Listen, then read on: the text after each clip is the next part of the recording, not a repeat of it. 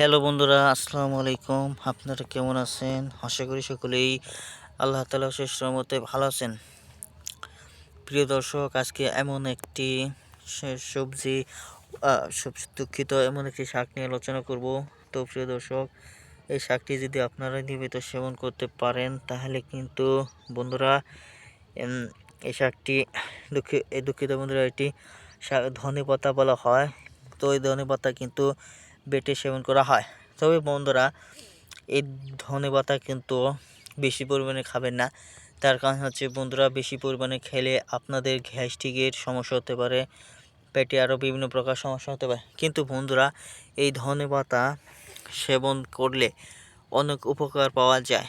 এই ধনেপাতা বন্ধুরা বিভিন্ন কাজে ব্যবহার করা যায়, যেমন মুড়ি ভর্তা করার ক্ষেত্রে কিংবা তরকারি সুস্বাদু বৃদ্ধি করার জন্য এই ধনেপাতা ব্যবহার করা হয়। তো প্রিয় ভাই ও বন্ধুরা, এই ধনেপাতা আপনারা কিভাবে চাষাবাদ করবেন এখন আমি নিয়মিত ভিডিওটির মাধ্যমে বলে দিচ্ছি।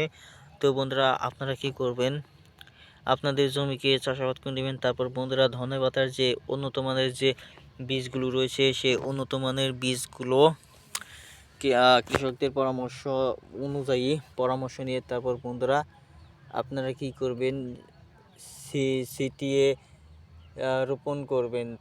ছিটিয়ে রোপণ করলে বন্ধুরা অবশ্যই, তো বন্ধুরা ছিটিয়ে রোপণ করার পর বন্ধুরা দেখতে পাবেন এরকম ফলন হবে।